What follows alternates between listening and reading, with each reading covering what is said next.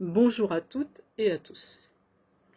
Les personnes qui sont abonnées à mon compte Facebook ont vu une petite publication où je montrais ce livre, qui est la traduction en japonais de L'Avenir en commun.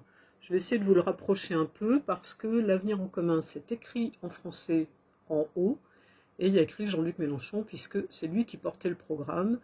Et le programme de l'Avenir en commun n'est pas signé Jean-Luc Mélenchon, mais est présenté par Jean-Luc Mélenchon.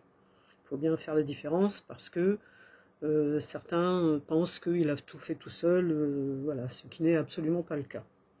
Voilà, donc j'ai reçu, moi, ce petit livre, voilà, qui se présente comme un livre normal, tout écrit en japonais, bien entendu. Et en fait, je me suis fait expliquer pourquoi certains livres n'étaient pas écrits comme la tradition le veut, en commençant par la dernière page, comme pour les mangas par exemple, et puis après en le lisant à l'envers, pour nous, à l'envers. Et la personne qui m'a envoyé le livre, qui est un Français qui vit au Japon, qui s'appelle Jacques-Marie Pinault, m'a expliqué que depuis la Seconde Guerre mondiale, le Japon, dans certains côtés, s'occidentalise. Par exemple, pour la lecture des livres, notamment des livres qui sont destinés aux universités. Donc voilà, j'ai reçu donc ce livre en japonais. Et pourquoi j'ai reçu ce livre en japonais? Parce que Jacques-Marie Pinault est un de mes amis Facebook. C'est lui qui est à l'initiative de cette traduction en japonais de L'Avenir en commun, parce que c'est un insoumis. Et vous savez que les insoumis, il y en a dans le monde entier.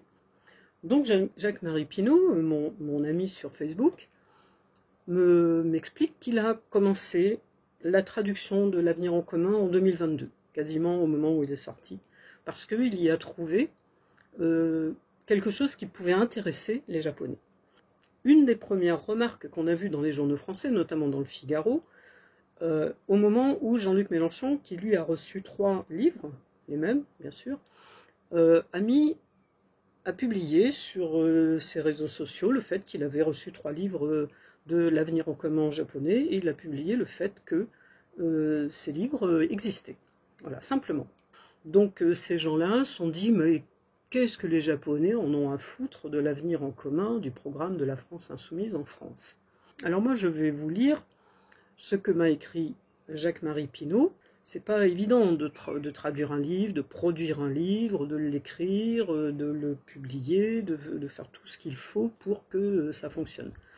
Donc il m'a écrit la première fois le 4 avril 2023.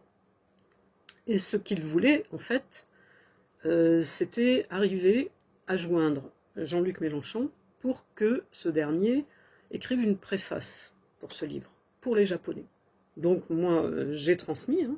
Cette demande a été acceptée avec plaisir et a été honorée quelques mois après, parce que pour ça aussi, ça a pris du temps, ça ne s'est pas fait en quelques minutes. Et ce que m'a dit Jacques, pour dire pourquoi il avait fait ce livre, hein, qui est la grande question, pourquoi en japonais? Je vais vous lire ce qu'il m'a écrit, c'est le plus simple, comme ça je ne trahirai pas sa pensée. Je précise qu'en lançant cette initiative voilà 1 an, donc en 2022, je l'ai faite par pur militantisme et pour une diffusion planétaire des messages soucieux de l'humain portés par ce programme, et je pense que tous ceux qui m'ont aidé, je pense en particulier aux 2 professeurs Hori de l'université de Hokkaido et Matsuba de l'université d'Oshisha, et leurs multiples corrections de mon terrible japonais, c'est ce que dit Jacques-Marie Pinault, l'ont fait aussi par dévouement à une cause.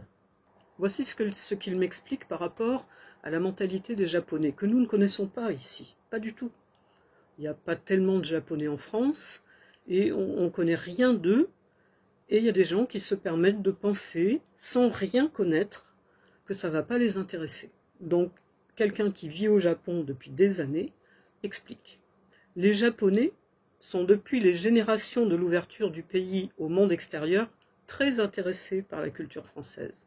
Même si les grilles de lecture ou les sensibilités diffèrent, les peuples japonais et français partagent plus d'un point commun dans leur souci d'une qualité de vie collective.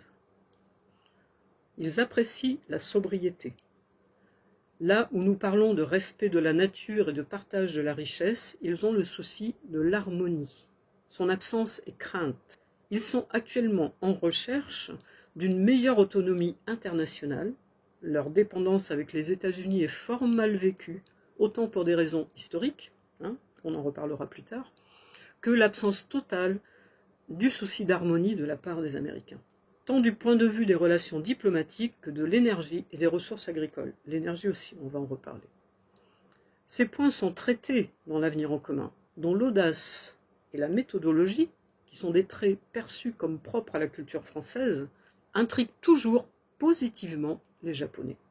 Le fait d'être méthodique et audacieux de surcroît, sans le souci qui est très anglo-saxon de paraître performant, c'est une perspective qui est, au Japon, appréciée. Ce petit livre, L'avenir en commun, peut aider les Japonais à définir un futur plus proche de leurs valeurs naturelles.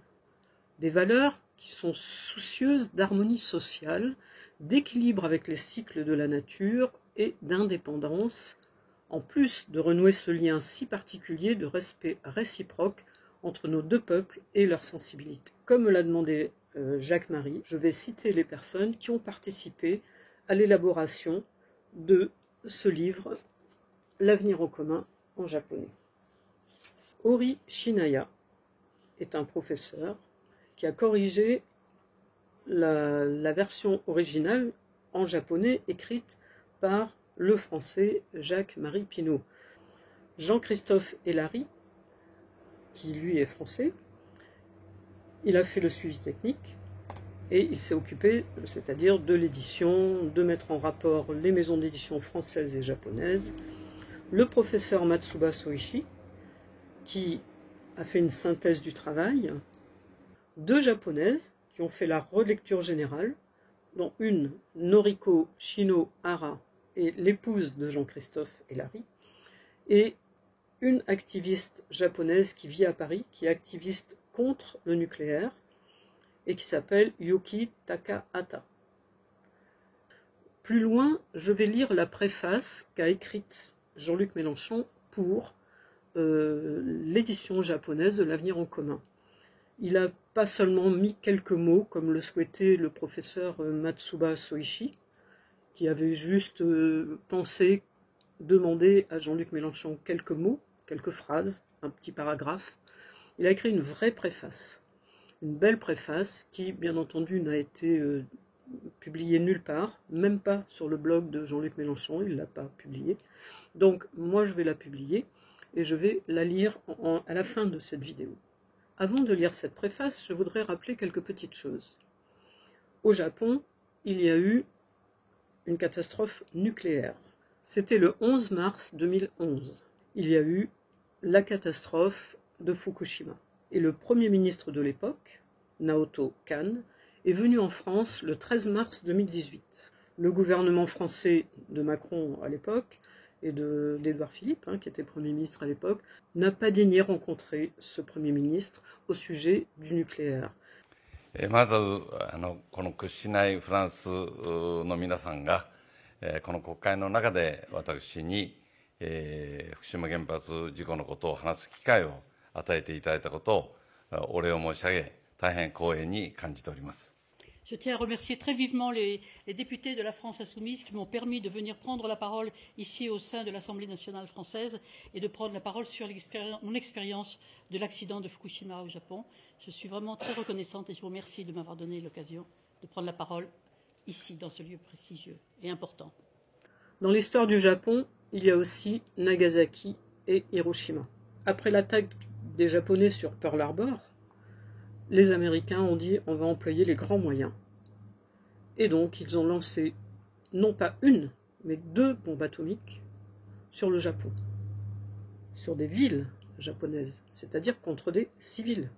Les Américains ont lancé le 6 août 1945 une bombe atomique qu'ils avaient appelée Little Boy, je crois, sur la ville d'Hiroshima qui comptait 340 000 habitants. Et le 9 août, sur la ville de Nagasaki qui comptait 195 000 habitants. Comme si ça n'avait pas suffi, de détruire une ville et à peu près la moitié de ses habitants, puisqu'il y a eu 140 000 morts ou quelque chose comme ça à Hiroshima. Ils ont relancé 2 bombes atomiques pour donner une leçon aux Japonais et pour impressionner les Russes. C'est ce qui a été dit après. Il y a eu à Hiroshima, lors de la commémoration, des manifestations pour dire qu'il fallait arrêter le génocide à Gaza et qui étaient outrés que Israël participe à ces commémorations alors que eux-mêmes sont en train de commettre un crime de guerre qui ressemble, qui n'est pas le même tout à fait, qui n'est pas avec une bombe atomique, mais l'esprit est le même que ce qui s'est passé contre Hiroshima et contre Nagasaki. Donc le maire de Nagasaki, dont la commémoration était quelques jours après celle d'Hiroshima, n'a pas invité Israël à venir à la commémoration et a invité les représentants de la Palestine. Et ce qu'ont fait les pays occidentaux, ils ont boudé la commémoration de Nagasaki, ils n'y sont pas allés. Voilà, donc chacun en pensera ce qu'il veut, mais c'est un peu en quelque sorte cautionner ce que les Américains ont fait en 1945, et bien entendu, mais ça on le sait déjà, c'est cautionner l'attitude d'Israël à Gaza, où on en est environ, d'après Lancet, à 140 000 morts, 150 000 morts. On n'a pas de chiffres extrêmement précis. Il faut arrêter de dire que c'est le Hamas qui donne les chiffres, parce que c'est pas ça. Il y a des chiffres qui viennent des ONG et de beaucoup d'autres organismes. Donc il y a quelque chose par contre qui est en rapport avec le Japon et qui n'est pas du tout en faveur du Japon. C'est l'affaire Paul Watson, le capitaine Paul Watson, qui se bat depuis des années contre la chasse à la baleine qui est interdite internationalement, mais qui se pratique encore, notamment par le Japon. Et Paul Watson a fait des actions, coup de poing, hein, on peut dire, contre les baleiniers japonais. Le Japon demande son extradition. Paul Watson a été arrêté et il est en prison au Groenland. Il y a une mobilisation mondiale contre son extradition. Maintenant, je vais vous faire la lecture de la préface de Jean-Luc Mélenchon, on va revenir à nos moutons, de L'Avenir en commun, qui, si beaucoup de Japonais le lisent, va aussi dans le sens de la protection de la nature, de la protection de la biodiversité, de la protection des animaux sauvages, et qu'on vive en harmonie, justement, puisque le mot harmonie est important au Japon, qu'on vive en harmonie avec la nature et entre les humains. Le professeur Matsuba a répété plusieurs fois, selon ce que me dit Jacques, qu'il a été très touché par la longue préface de Jean-Luc Mélenchon, longue préface qui est adressée au lecteur japonais. Préface que je vais vous lire maintenant. Près de 15 000 km séparent Tokyo et Paris. Mais la distance physique n'est pas la seule entre nos deux pays. Tant de barrières culturelles se dressent aussi, à commencer par celle d'une langue et d'un alphabet. En apparence, ce sont de rudes obstacles à l'intérêt mutuel et à l'échange. Et pourtant, on m'a un jour annoncé la traduction en japonais du programme politique des Insoumis en France, L'Avenir en commun. Puis, on m'a demandé si je pouvais en rédiger la préface. J'en étais si stupéfait. Pourquoi donc un public japonais trouverait-il un intérêt au programme politique des Français? Alors, je me suis souvenu. Le Japon est dans nos vies comme la France l'est dans la sienne. Nous sommes bel et bien étroitement unis au sein du même peuple humain désormais hautement connecté. D'ailleurs, le Japon n'est pas un pays étranger à la route récente de mon engagement politique personnel. Il y eut ce 11 mars 2011, où nos yeux furent rivés vers votre pays et nos cœurs en communion avec les vôtres. Le choc de Tchernobyl en 1986 avait déjà détruit en moi la confiance aveugle dans l'industrie nucléaire de mon pays. Le drame de Fukushima m'a convaincu de l'urgence d'en sortir. J'ai rencontré beaucoup de militants antinucléaires japonais depuis pour échanger avec eux, construire des liens, comparer nos situations et nos stratégies. M'est revenu ce déjeuner hors du commun, 7 ans plus tard, en 2018, avec Naoto Kan, votre Premier ministre dans les jours de la catastrophe. Son expérience terrifiante l'avait fait devenir militant, comme moi, de la sortie de l'énergie nucléaire. Il m'avait alors raconté minutieusement et dans le détail ce que signifiait, heure par heure et minute par minute, prendre des décisions pendant un tel désastre. Une émotion me prend soudain. Je revois les traits de Madame Setsuko Turlow, survivante du bombardement atomique d'Hiroshima, rencontrée en 2020 avec une délégation de l'ICAN, International Campaign to Abolish Nuclear Weapons. Enfin, je me revois à la table d'un bon restaurant parisien, il y a quelques mois à peine, avec un jeune homme qu'on m'avait présenté par une périphrase étrange, star du marxisme japonais. Kohei Saito venait à l'invitation de la fondation intellectuelle que je co-préside, l'Institut La Boétie. Il m'a dit à quel point l'avenir en commun était pour lui une source d'espoir, le rêve réalisé d'un programme populaire de masse mettant en son cœur l'enjeu actuel de l'espèce humaine, entrer en harmonie avec le système de la nature qui l'inclut totalement. Alors oui, finalement mes liens politiques avec le Japon et son peuple sont nombreux. Et il y a surtout d'abord celui-là, la crise globale de l'écosystème. Pendant des siècles, nos prédécesseurs de l'humanisme politique ont tant bataillé, tant écrit, tant discouru pour essayer d'imposer l'idée de l'égalité des êtres humains et par conséquence de l'existence d'un intérêt général. Pendant tant de siècles, la réponse arrogante des puissants et des chiens de garde de l'ordre établi a été « l'égalité n'existe pas ». Regardez donc la nature, elle fait des petits et des grands, des gros et des maigres, des intelligents et des stupides, et puis finalement, des esclaves et des maîtres, des hommes et des femmes. La conséquence à en tirer était toujours la même. Toute politique d'égalité sera nécessairement une violence, puisqu'elle devrait s'imposer comme la nature elle-même. Les nôtres ont répondu et fait grandir la flamme de l'égalité avec vaillance. Mais désormais, le débat est clos par une considération matérielle indépassable. Il y a un écosystème compatible avec la vie humaine. Il n'y en a pas deux. Par conséquent, il existe bien un intérêt général humain, celui de préserver cet écosystème hors duquel notre survie est impossible. Et il y a aussi une égalité fondamentale de conditions entre tous. C'est pourquoi j'ai pu parler, sans avoir peur de paraître ridicule, de peuple humain. Oui, il y a un peuple humain. Oui, il a en partage des biens communs planétaires. Alors, l'avenir en commun en japonais, pourquoi pas ? Après tout, ce programme, s'il trace un prêt à gouverner pour la France, peut aider à formuler des idées de la même famille dans le monde entier. Que son passage en plusieurs langues, sa discussion d'un bout à l'autre de la planète participe à l'émergence d'un nouvel universalisme collectiviste écologique, est pour nous, insoumis français, une source de fierté. Que dit-il, ce programme ? Il pose d'abord l'impératif de la rupture avec le capitalisme.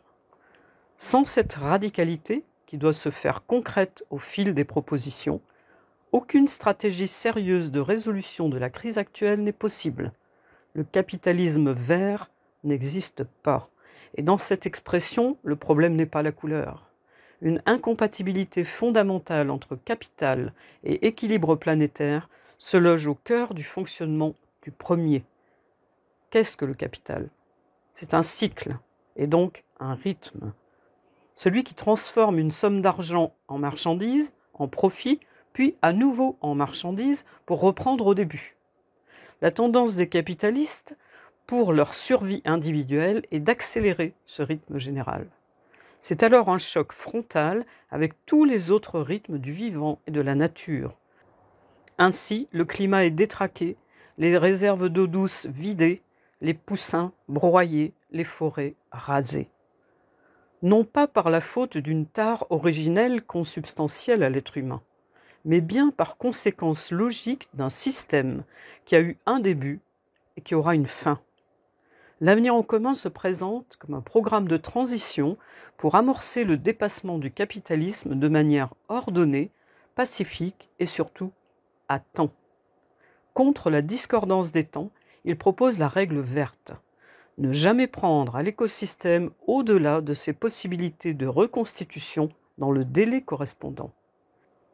Autrement dit, nous visons l'harmonie, définie non comme un concept métaphysique ou simplement poétique, mais comme une mise en adéquation de rythmes issus de cycles différents, de la production, de l'être humain, de la nature.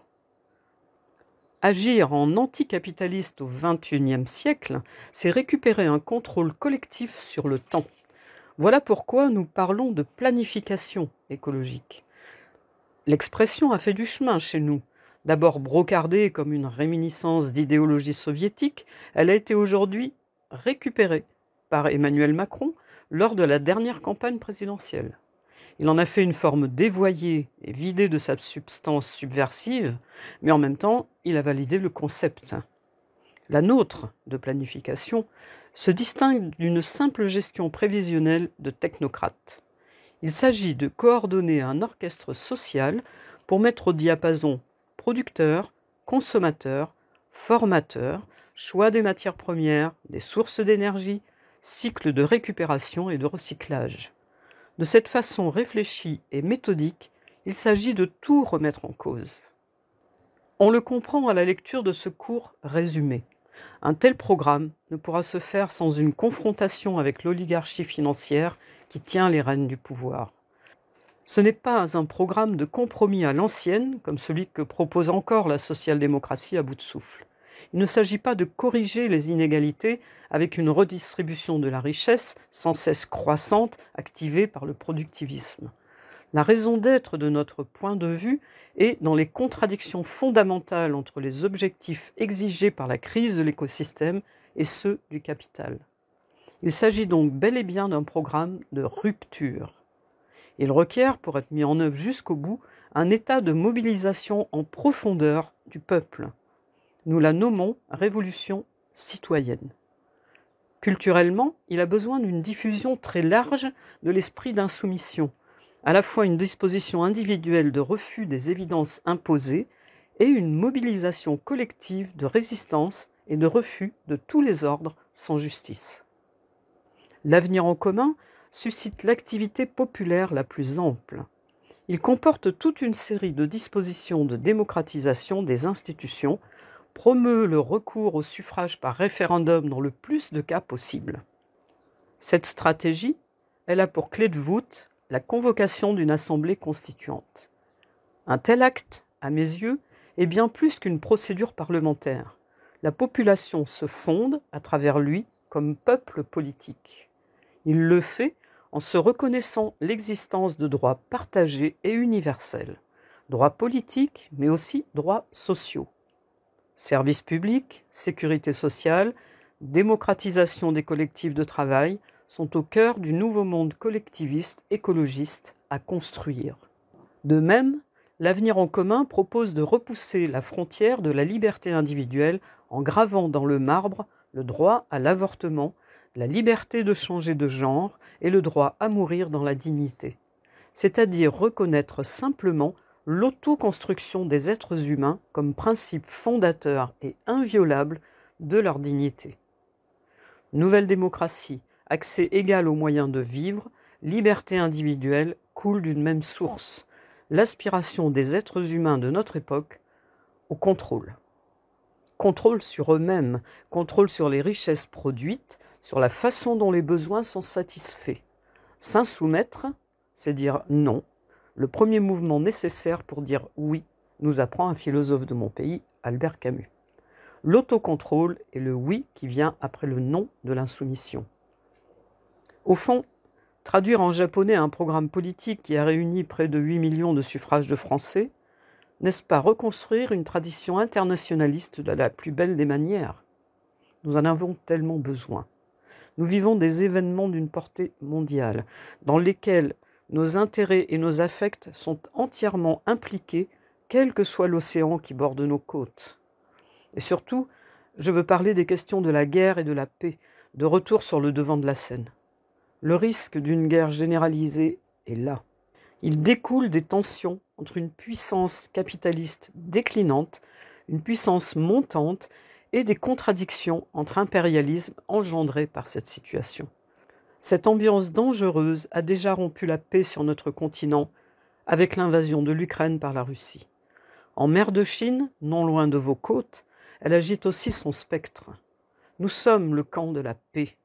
Et ce programme se donne aussi pour objectif de faire de la France une voie pour la paix entre les peuples, une voie pour la défense du droit international et des Nations Unies, une voie pour la recherche des solutions diplomatiques.